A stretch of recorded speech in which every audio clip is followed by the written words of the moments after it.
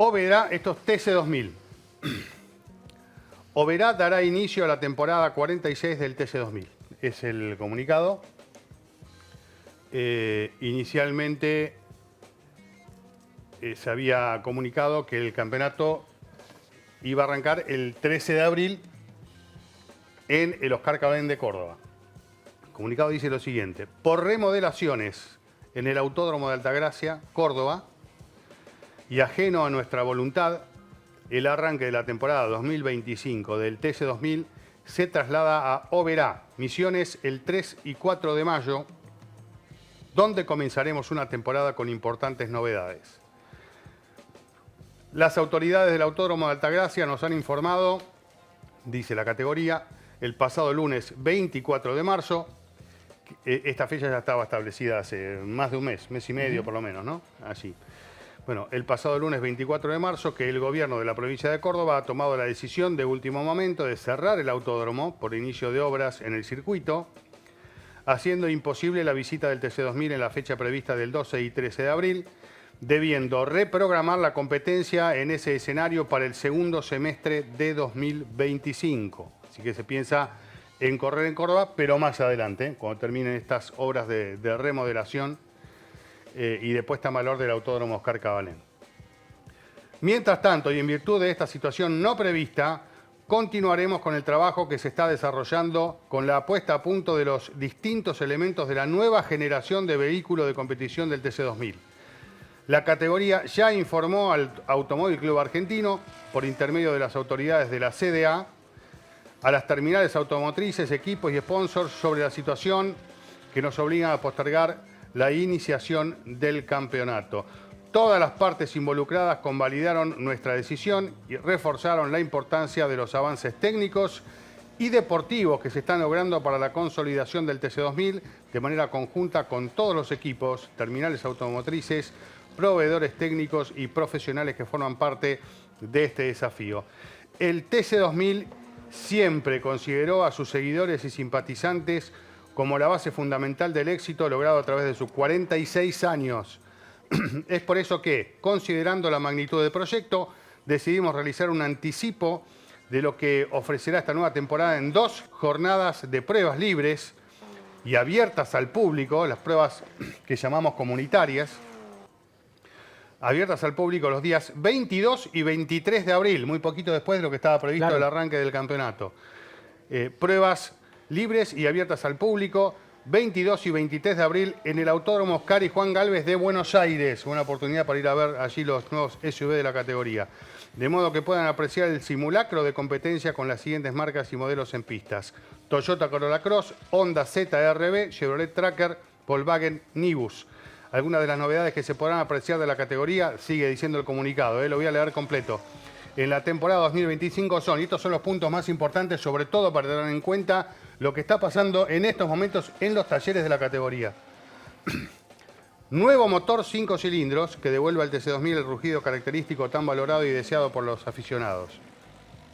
Nuevo chasis SUV de distintas marcas, alineado con las tendencias actuales del mercado y con una impronta visual totalmente renovada en pista.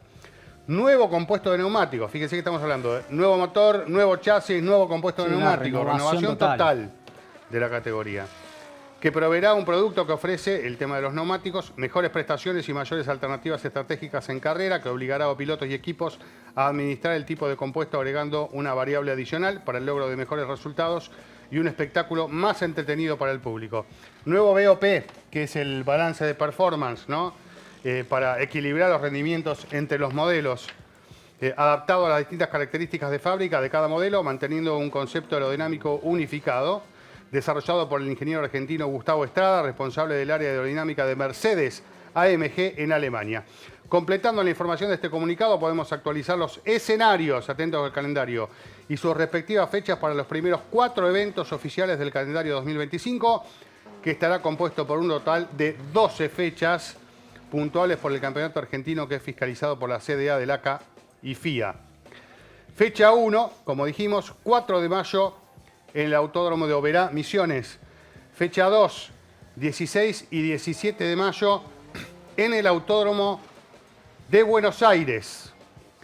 Fecha 3, 7 y 8 de junio, Autódromo de la Ciudad de Rosario en Santa Fe. Fecha 4, 28 y 29 de junio en el Autódromo de Concordia en la provincia de Entre Ríos. Lamentamos la situación que nos obliga a postergar el inicio de nuestra temporada 2025 en el Autódromo Oscar Cablén y esperamos la presencia de los amantes del automovilismo en el Autódromo Oscar y Juan Galvez para, obviamente, las pruebas comunitarias. Para los amigos de Oberá, ya estamos listos y con muchas ganas de reencontrarnos con todos ustedes. Es lo que reza el comunicado de la categoría del TC2000, que tendrá su inicio de campeonato el 4 de mayo en Oberá, pero que tendrá un anticipo con estas pruebas comunitarias abiertas al público 22 y 23 del mes de abril en el Autódromo de Buenos Aires. Y para hablar de esto, ¿quién mejor que Gabriel Furlan, que está ya en contacto con nosotros para contarnos un poquito cuál es la actualidad de la categoría?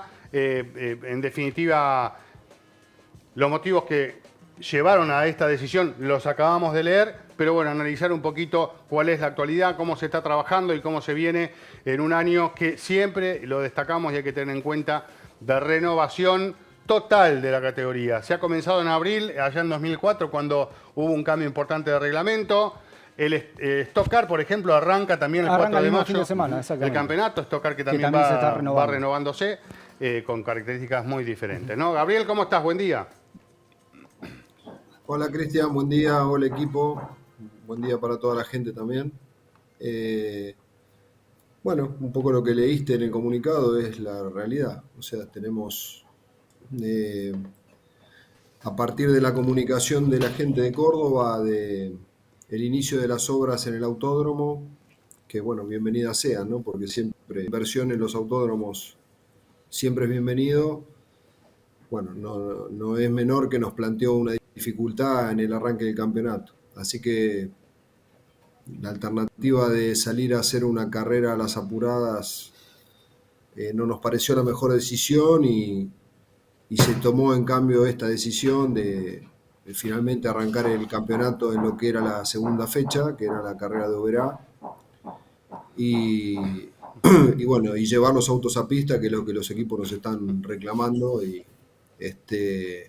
así que decidimos hacer una actividad, una prueba comunitaria grande en Buenos Aires, los días 22 y 23 de abril, que tenemos ya el autódromo confirmado, y bueno, continuar el trabajo de equiparación que venimos llevando adelante de los distintos modelos de la categoría y empezar a mostrarle a la gente, al que quiera darse una vuelta por el autódromo, que puedan hacerlo y empezar a mostrar los autos y lo que y cómo queda, cómo va a aparecer este nuevo TC2000 que van a ver este año, que realmente tiene cambios profundos en los autos, ¿no? En la estética de lo que el público ve.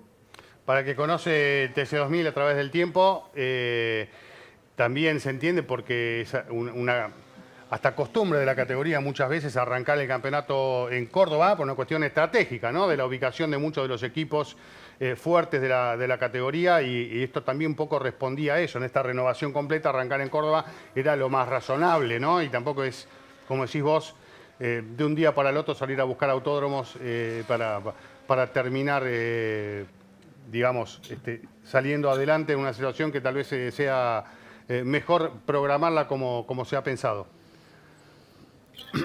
Entendimos que sí, o sea, bueno, todos conocen la realidad de los calendarios en Argentina, hay mucho automovilismo y armar el calendario siempre es complejo.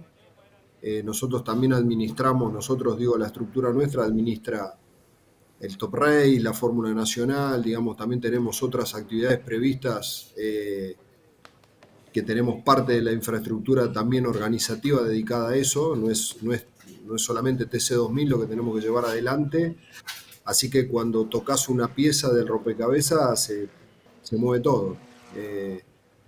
Creemos que la decisión es la correcta y bueno, decisión acompañada además por nuestros principales sponsors, obviamente por la sede del Automóvil Argentino, que fue parte de la decisión, y bueno, y nos parece que es lo correcto y contar a la gente la verdad de las cosas. Así que sí, estoy tranquilo, digamos, creo que no es mucho más significativo que el hecho de que una carrera se reprograma.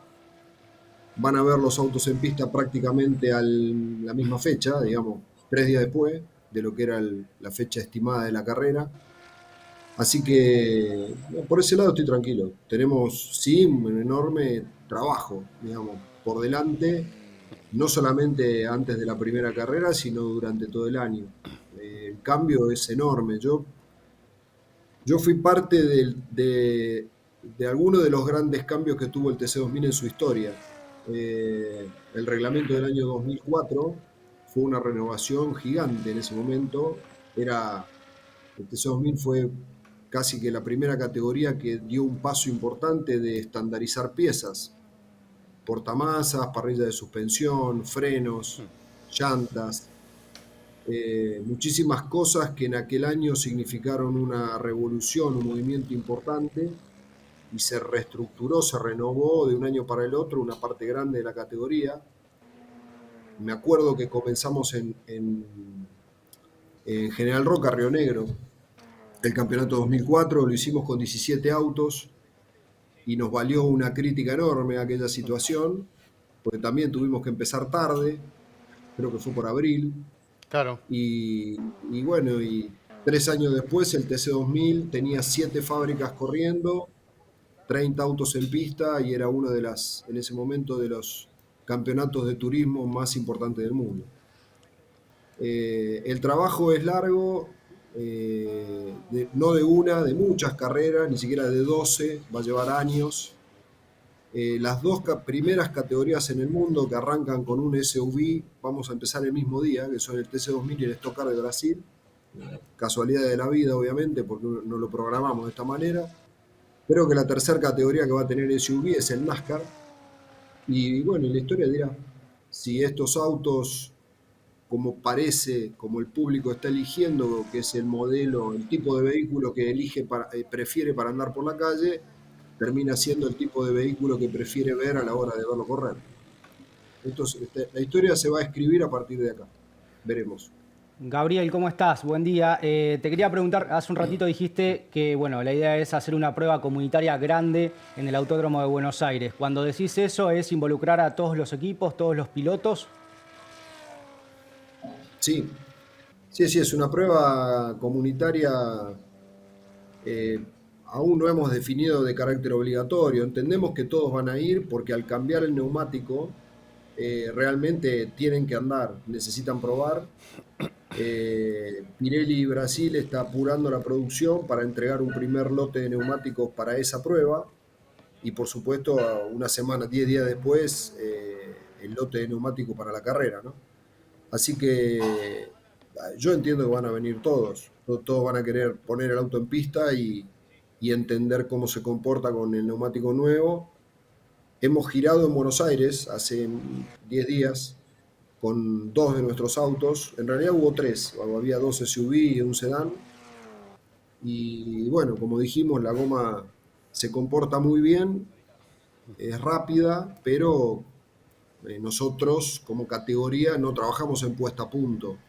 Nosotros colocamos los autos con un setup base que no se mueve, porque en realidad el objetivo es probar la goma, y eso no va a ser así cuando los equipos comiencen a trabajar. Ellos sí van a mover, sí van a buscar sacarle al neumático la máxima prestación posible y está bueno que podamos hacer eso antes de empezar el año, que lleguen a Oberá ya con una información técnica de haber andado bastante en pista. Son 2 días de prueba, no va a haber muchas pruebas libres a lo largo del año, por lo tanto yo creo que la van a aprovechar.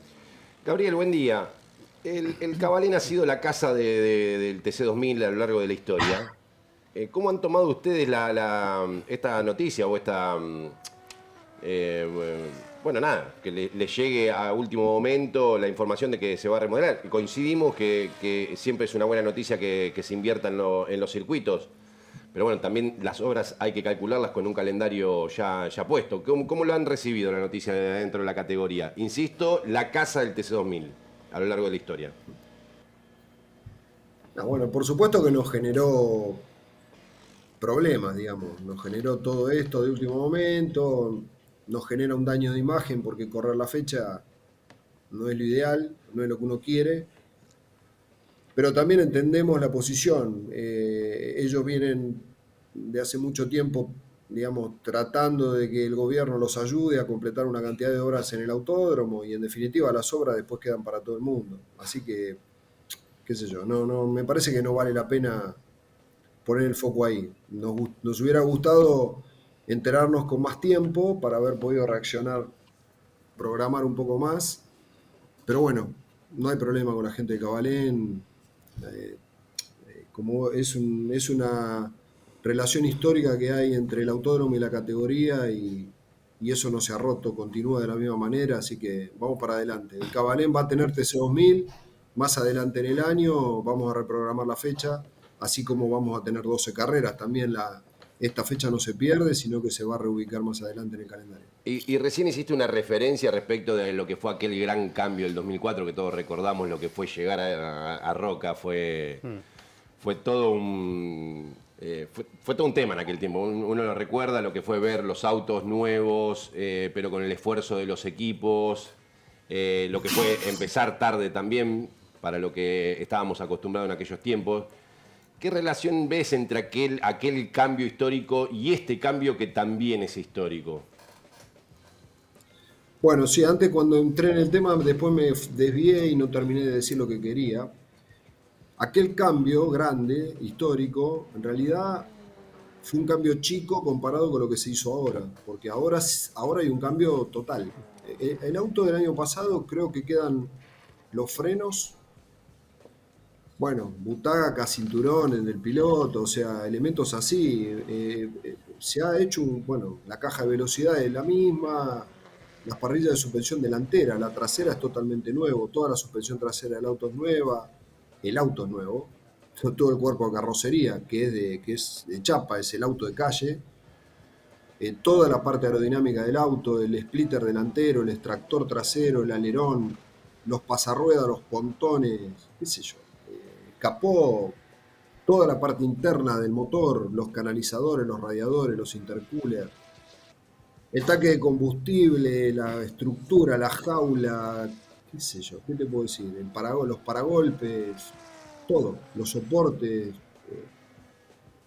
llevar todo eso a la práctica y a la realidad tangible. El proyecto arranca hace muchos años, ya debe tener 3 creo. Se ha hecho profesionalmente, se han hecho estudios de CFD para buscar una equiparación aerodinámica, entendiendo la dificultad que tenía los diferentes modelos de auto y tratando de respetar la tradición del TC2000, que es que los autos compitan y tal cual como son, ¿no?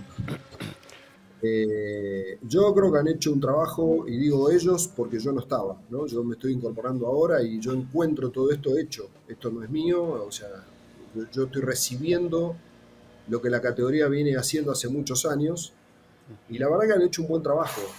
¿Falta? Sí, siempre falta, siempre el automovilismo no termina nunca, siempre tenés más para hacer, pero yo creo que es un punto de partida atractivo. Creo que una vez más el TC2000 volvió a entender para dónde iba la industria automotriz y trató de acompañar ese camino que es el auto SUV, que es lo que ve la gente en la calle. O sea, todos estamos viendo lo que ocurre en el parque automotor. Cada vez hay más de este tipo de vehículos y cada vez hay menos sedán. Y bueno, el TC2000 lo entendió así, trabajó hace años por esto para llegar hoy a este presente. Y bueno, tenemos 2 marcas que continuaron creyendo en la categoría y continúan apostando al proyecto, como son Toyota y Honda, además de sponsor de mucha envergadura, como es Pirelli, como es YPF y muchas empresas más. Y bueno, quizás si hacemos un buen trabajo, más fábricas automotrices vuelvan a mirar el TC2000 como una herramienta de comunicación. De esto se trata, no es mucho más que eso. Y que al público le guste, que la gente diga, uy, mirá qué rápido que andan, uy, otra vez hace ruido, uy, y todo lo que la gente le gusta. Estamos trabajando para alargar parado, detenido siempre, que es algo que la gente quiere. Estamos trabajando en las redes sociales para llevar nuestro interior, toda la cocina que no se ve, mostrarla. Tenemos muchos aspectos de trabajo para que el público vuelva a elegir el TC2000. Y el que dejó de elegirlo y el fierrero de siempre que continúa estando al lado nuestro, creemos que se va a poner contento y que van a ver algo que les va a gustar más que vieron hasta el año pasado. Ese Gabriel, es el desafío. Con lo que sí tuviste contacto desde que te sumaste a la categoría en este rol tan importante es con las últimas pruebas que se llevaron adelante y con los primeros trabajos que es un poco lo más complejo, ¿no? Ecualizar los rendimientos. Tuve la posibilidad de ver, por ejemplo, el ZRB en Córdoba el viernes pasado en el lanzamiento de Honda. Hablar con Seba Martino, aclarar que la altura de los autos va a estar reglamentada, ¿no? Independientemente de los modelos. Lo que me gustaría por ahí entender mejor, el desafío de lo que es el ancho del auto, ¿no? Que son modelos muy distintos también en cuanto al ancho y demás, y cómo se va a regular eso. ¿Y qué conclusiones en primera instancia sacaste de las primeras pruebas que se hicieron y en qué sentido hay que trabajar? Porque de repente también, bueno, cuando llegue un nuevo modelo habrá que ver cómo se encara, pero lo que tengas hoy sobre la mesa. Mira, cada modelo tiene su propia ficha de homologación, digamos, tiene su propio anexo técnico, en donde el ancho, porque la trocha de los autos, cada uno se mantiene la distancia entre eje y cada uno tiene su propia medida. Hay una serie de equiparaciones que tienen que ver con la aerodinámica, con el cuerpo de carrocería, digamos, con el área frontal del auto, que son las cosas que tienen más impacto en la velocidad, que ahí es donde se ha hecho todo este trabajo previo, anterior, y que se ha llegado, a mí me parece, a un excelente punto de arranque. La categoría, estamos trabajando en un departamento técnico absolutamente independiente a los equipos, que va a monitorear todo el tiempo, cada salida a pista, el funcionamiento de cada auto para ir viendo si existen anomalías, si existen diferencias de performance marcadas entre las categorías, entre los diferentes modelos, que en principio, hasta lo que hemos visto hasta acá, no las vemos. O vemos cosas muy chicas. Como ya expliqué, quizás un auto más corto entre ejes pueda tener algún tipo de beneficio en una horquilla y quizás pierda un poco de performance en un curvón contra un auto que puede tener una distancia entre eje mayor. Pero son cosas mínimas, no son cosas importantes. Y a lo largo del año vamos a tener un sistema de BUP que tiene niveles de trabajo en los modelos que van quedando rezagados, pero que son niveles que son automáticos. No es algo que uno decide que un auto tenga diferencia con el otro, sino que son cosas preestablecidas que van a figurar, por supuesto, en el reglamento y que van a ir disparando ayudas si alguna marca va quedando rezagada con relación a la anterior. Digo marca porque no tiene que ver con el piloto, no tiene que ver con el resultado, sino en sí mismo con el funcionamiento que se está teniendo. Todo esto no estoy siendo más claro y concreto porque aún estamos trabajando con los reglamentos junto con los equipos y con la comisión técnica de la CDA, y yo creo que en poco tiempo más vamos a poder dar más explicación de cómo se va a hacer este trabajo para que el público lo entienda. Pero por el momento lo que les puedo decir es que ya vimos 3 modelos en pista, que son el Nibus, el Tracker y el Corolla Cross, que ya estuvo en el autódromo hace 10 días, y la verdad que estoy conforme, estoy contento. Creo que el trabajo va a ser arduo, pero es posible, y bueno, estamos atrás de eso.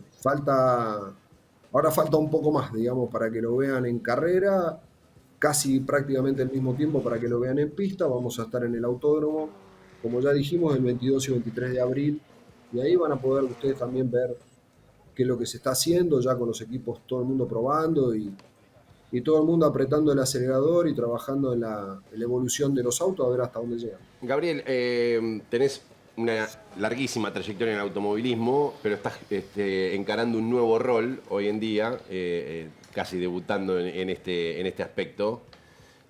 Tiene que ver, digamos, asumir ese lugar en el automovilismo. ¿Te ha obligado a tener que ayornarte? No, sino averiguar cómo trabajan las categorías que trabajan con BOP en el mundo, como pueden ser categorías de GT, Endurance, categorías Sprint, categorías como TCR también que trabaja con BOP. ¿Van a utilizar sistemas parecidos a estas categorías del mundo?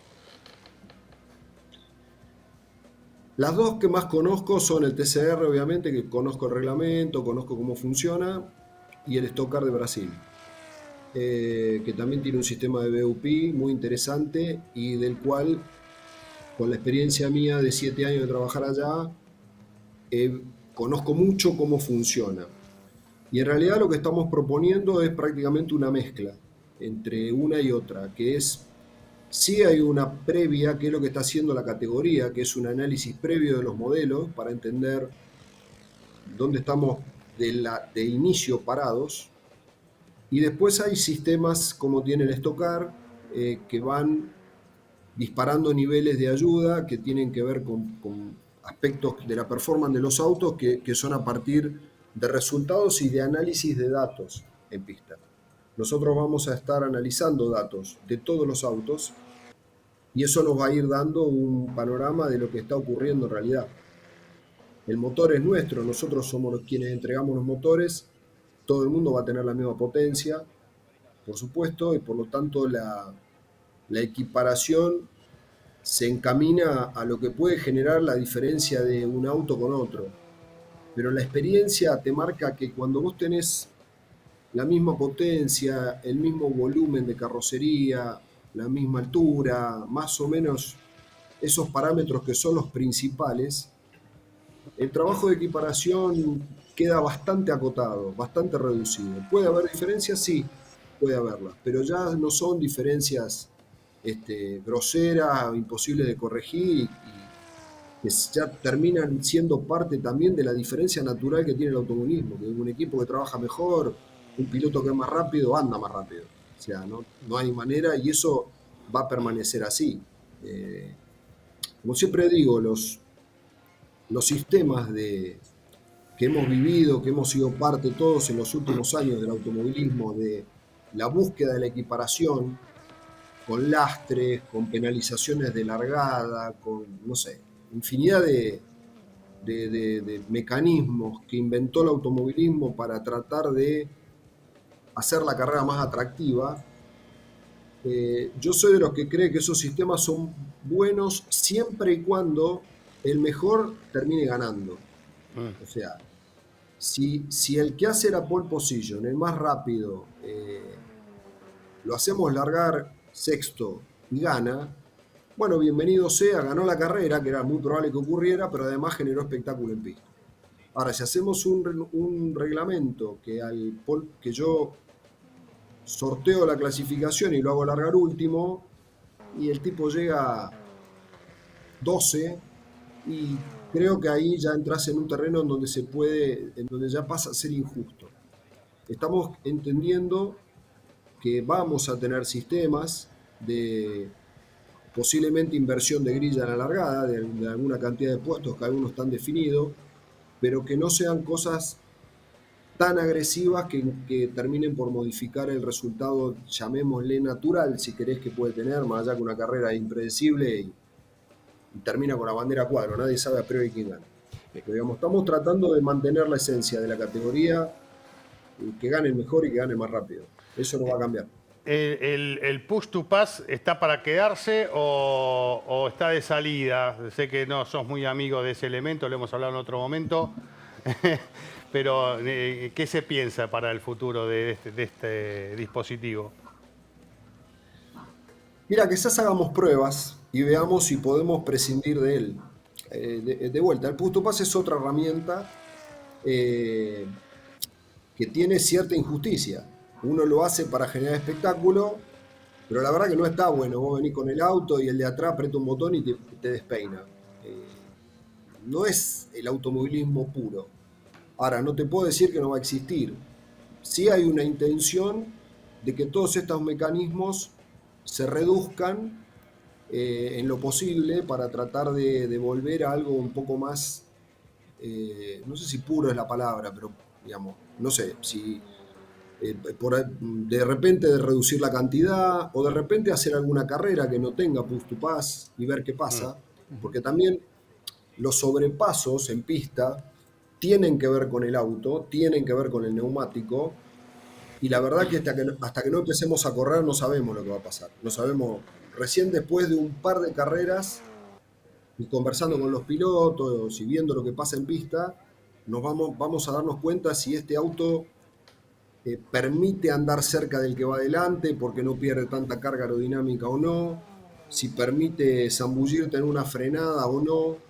Todas esas respuestas aún no las tenemos, así que somos cautos hay cosas que se van a ir también terminando de definir a medida que acumulemos experiencia. O sea que justo iba a ir a la pregunta de Cristian respecto al push to pass, pero es más por otro lado, porque por lo que tengo entendido de lo que hicieron las pruebas el otro día en el autódromo, cuando ustedes le dieron el 100% de potencia al Oreca con el sedán y con la goma blanda, estuvieron parejo con el SUV. Digamos, ahí deberían guardarse un margen de potencia si es que quieren utilizar el push to pass. Digo, ¿cuál es, primero, cuál es la información que han obtenido en la comparativa con el 100% de potencia en el sedán con el motor Oreca y versus la SUV con el motor 5 cilindros? Y segundo, ¿cuál es el margen que deberían guardarse si es que quieren utilizar el push to pass como sistema alternativo?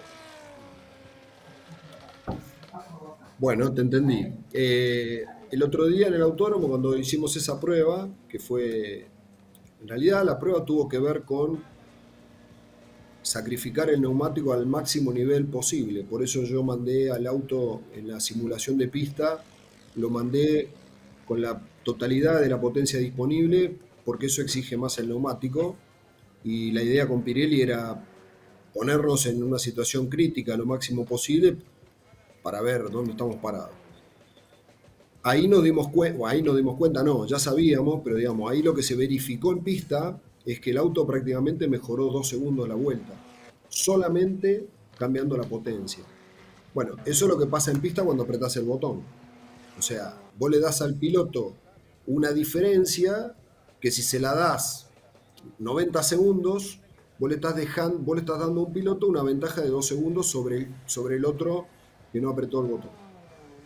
Para descontar tiempo o para directamente pasarlo en la recta. Para que te des una idea, en el Autódromo de Buenos Aires son 12 km por hora de velocidad final. Es un montón. Entonces, eso nos da la posibilidad de ver si tenemos push to pass, qué cantidad de push to pass tenemos, o sea, adoptamos, y con qué diferencia de potencia. Si toda o una parte, porque eso también podemos regularlo. Podemos regular cuánto dura, podemos regular la cantidad, podemos regular el delay, que se llama, que es el momento cuando el piloto aprieta el botón al momento en que el motor responde. Por ejemplo, en Brasil se utiliza un push to pass que tiene 5 segundos de delay. Es decir, el piloto está obligado a apretar el botón cuando está frenando en la entrada de la curva y recién después, cuando sale a la recta, acciona el motor. ¿Esto por qué? Es para que no especulen. Porque si el que va adelante ve que el otro viene con push to pass, ya es tarde para que él apriete el botón, porque lo debería haber apretado en la frenada anterior. Bueno, y después lo mismo, puede durar una recta o puede durar una vuelta. Después puede tener un bloqueo de tiempo. Después puede decir, bueno, usaste el push, ahora por X cantidad de tiempo no te anda más. Entonces vos podés decir, bueno, te doy 90 segundos de bloqueo, significa que la siguiente vuelta no tenés push to pass. Y así, infinito. Digamos, a nivel de software, eso es absolutamente programable, todas estas variables que te estoy nombrando. Así que, en definitiva, filosóficamente, nos gustaría no tenerlo, no precisar de él.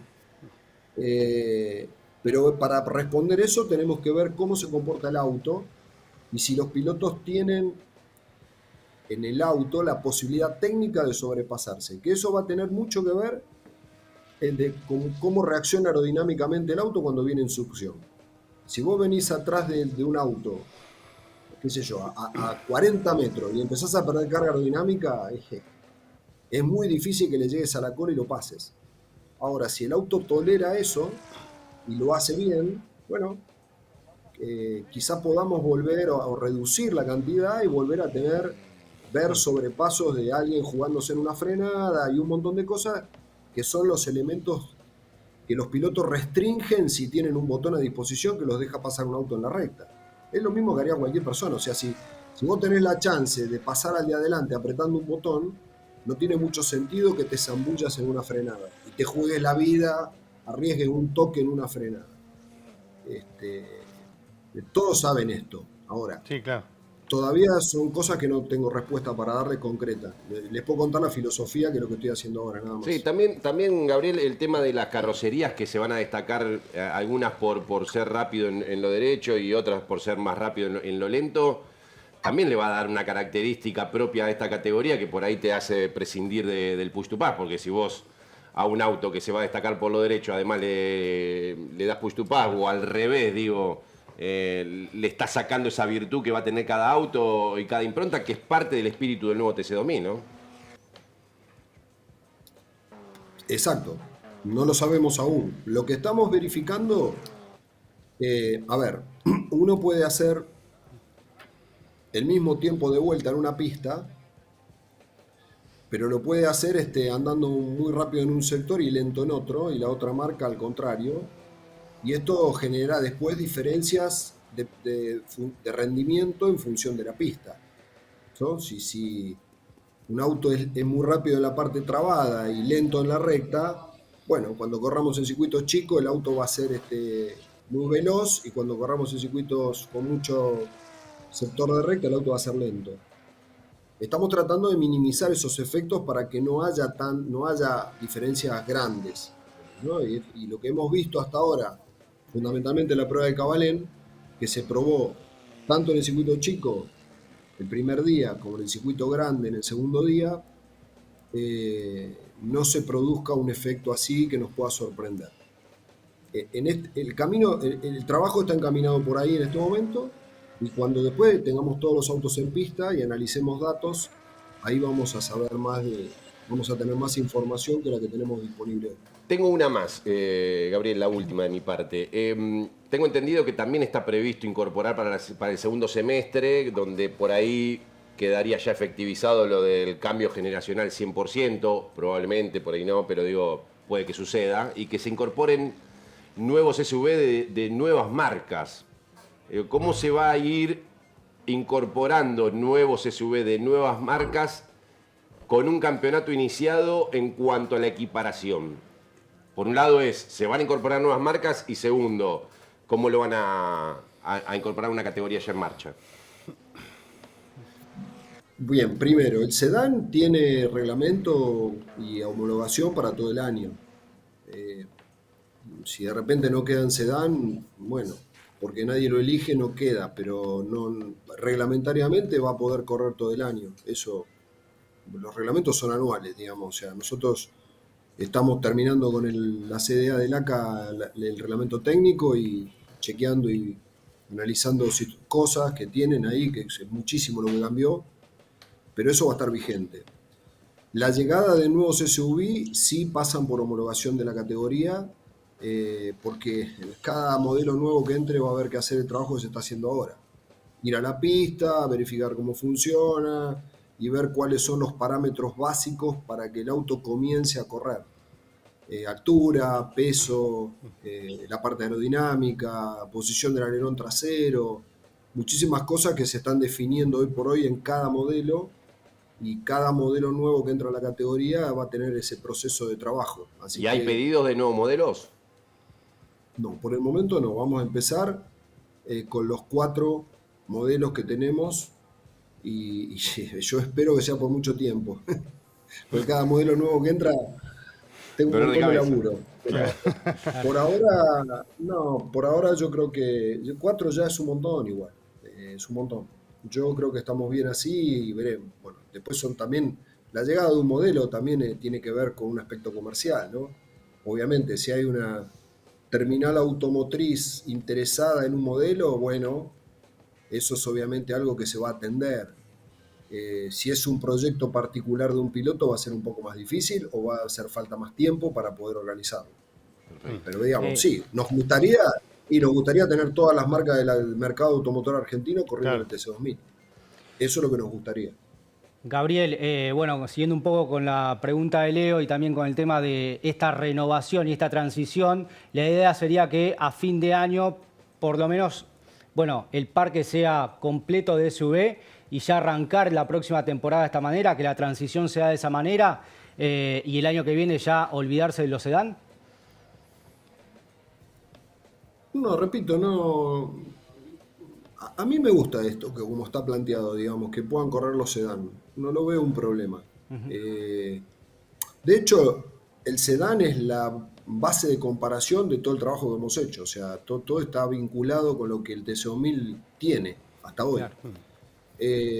Pero no te puedo contestar para el año que viene. Ahora, ¿cuál es el objetivo del año?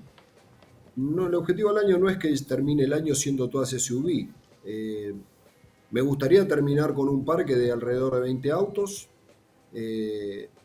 y sólido, digamos, de contratos sólidos, de pilotos que estén siempre, o sea, que participen durante todo el año, con estructuras firmes. Yo creo que ese es el punto de partida del trabajo, digamos. Te hago la última, Gabriel, y te liberamos, agradeciéndote también por tu tiempo.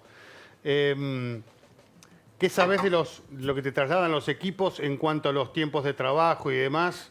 ¿Cómo viene todo? Como todo arranque de año. Los equipos, si le das un mes más, trabajan un mes, si le das 2 meses, trabajan 2 meses, si le das 3, trabajan 3. El automovilismo, si vos terminás antes de la fecha, te faltó trabajar. Claro. Siempre se termina a último momento, es parte de la esencia. Siempre, todo el tiempo que le das, ellos continúan trabajando. Por lo tanto, van a estar en la pista el 20 de abril, como hubieran estado en la pista el 13 o el 17, no me acuerdo la fecha de la carrera, y van a estar en Oberá. O sea, están con mucho trabajo, sí. Se encontraron con algo totalmente nuevo. No era cambiar el freno, cambiar la rueda, no era cambiar algo, era hacer algo nuevo. Usando algunas cosas pocas puntuales que te quedaron del auto del año pasado.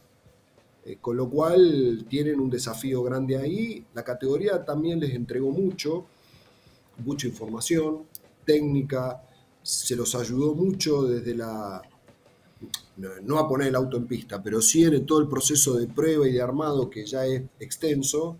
Ellos han recibido toda esa información que los está ayudando a este proceso inicial. Pero bueno, cuando hagan el trabajo seguro que lo van a hacer mejor que nosotros, ¿no? Ellos, los especialistas acá son ellos y la categoría busca secundarlos. No estamos ocupando el lugar del equipo. No hay mal que por bien no venga. Claramente los equipos tienen que facturar y por eso siempre es importante arrancar lo antes posible, poner en marcha la maquinaria. Pero yo recuerdo, y volviendo a lo del 2004, Gaby, que llegamos al circuito allá en General Roca y estábamos contando a ver cuántos llegaban con los camiones al circuito.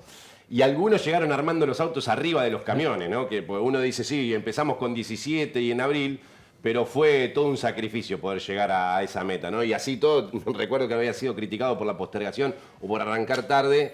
Digo, se va a arrancar de la mejor forma posible. Digo, a esto le viene bien, le da aire a los equipos incluso, ¿no? Por eso digo, no hay mal que por bien no venga. Yo en aquella época tenía el equipo Mitsubishi y además era el vicepresidente del TC2000, trabajaba con Peón. Y yo me acuerdo las discusiones que tuve con Peón para que él atrasara la carrera, la fecha de la primera carrera. Obviamente que no aceptó hacerlo, porque yo luchaba por la posición nuestra, mía y de los equipos, que era, por favor, correme la carrera, sacámela, ponémela más adelante, porque no llegábamos. Yo recuerdo haber trabajado el último mes y medio, sábado, trabajábamos hasta las 12 de la noche, de las 8 de la mañana, sábado y domingo incluido. Y la última semana, bueno, yo literalmente terminé de armar el auto el jueves en General Roca, trabajando hasta las 2 o 3 de la mañana. Sí. Así que no, pero siempre es así, eso es parte del automovilismo. A mí, esa Siempre parte se no llega me con lo preocupa. justo. Siempre se va a llegar con lo justo y llegan. Claro. Cuando te dicen, no, imposible, no llegamos, llegan. Siempre llegan. Entonces hay que, pero bueno, pasó esto, volviendo al inicio, bueno, se dio las cosas así en el Cabalén y entiendo que la decisión que se tomó en conjunto es la correcta. Así que, bueno, como dije, no estamos preocupados por la primera carrera, estamos preocupados por un año histórico de la categoría, con mucho cambio y estamos preocupados de que el público, no preocupados, estamos optimistas de que a la gente le va a gustar y que vamos a volver a un camino a un noviazgo con el público, eso es lo que queremos. Gabriel, muy amable como siempre, un abrazo grande, gracias y bueno, estamos en contacto por cualquier novedad. Chau, gracias a ustedes y bueno, saludos a toda la audiencia.